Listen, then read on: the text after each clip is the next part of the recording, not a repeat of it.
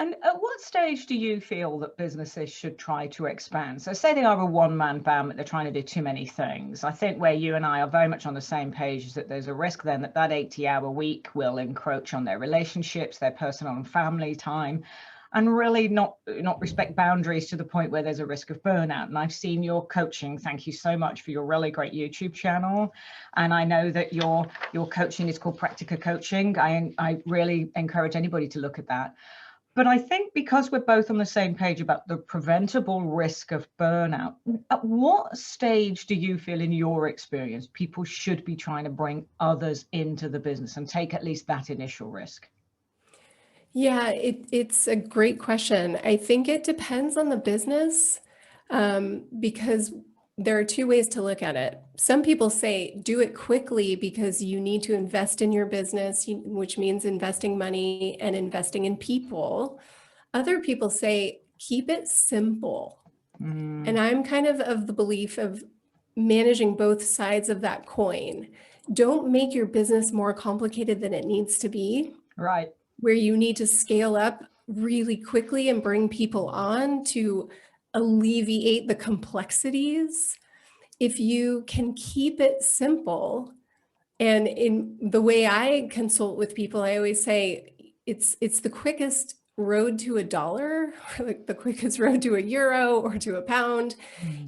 You need to start creating income. That's the first priority. And so do it in the simplest manner.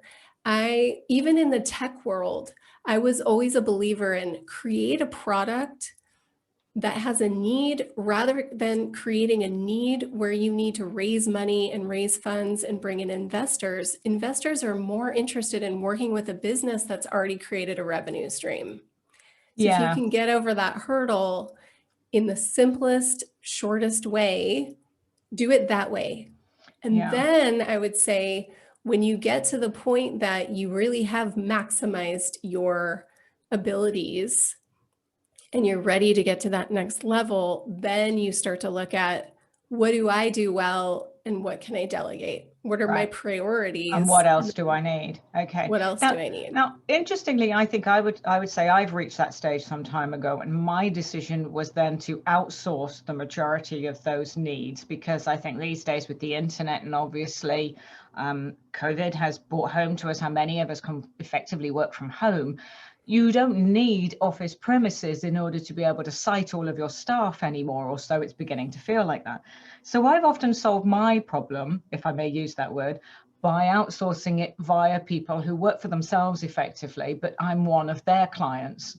And therefore we're aligned with the same brand or the same expectations, and they work for me on that bespoke or piecemeal basis. That seems to have worked thus far for me, although I'm not saying I haven't had my fair share of trials and tribulations.